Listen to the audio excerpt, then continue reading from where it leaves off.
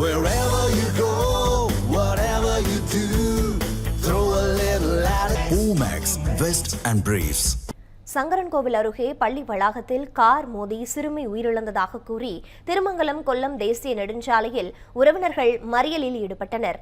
இதுகுறித்த கூடுதல் தகவல்களோடு இணைப்பில் இருக்கிறார் எமது செய்தியாளர் கிருஷ்ணகுமார். இந்த விவகாரம் குறித்து தற்பொழுது சாலை மறியல் நடைபெற்று வருகின்றது. அங்கு இருக்கக்கூடிய கள தகவல்கள் என்னவாக இருக்கின்றன? நிச்சயமாக பிரிதா, தென்காசி மாவட்டம் சங்கரன்கோவில் அருகே உள்ள புளியங்குடி தனியார் பள்ளியில் சிவயாழினி என்ற குழந்தை எல்கேஜி படித்து வருகிறது.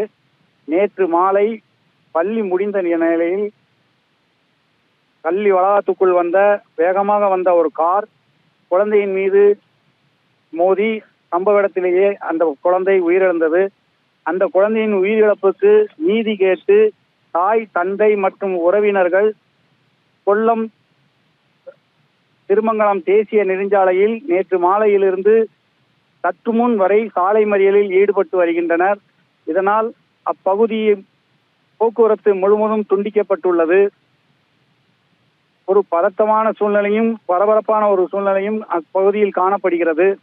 தொடர்ந்து போராட்டத்தில் ஈடுபட்டு வருபவர்கள் உண்மையான குற்றவாளியை எங்களுக்கு கண்ணில் காட்ட வேண்டும், மாவட்ட ஆட்சித்தலைவர் சம்பவ இடத்துக்கு வர வேண்டும் என்ற கோரிக்கைகளோடு தொடர்ந்து போராட்டத்தில் ஈடுபட்டு வருகின்றனர்.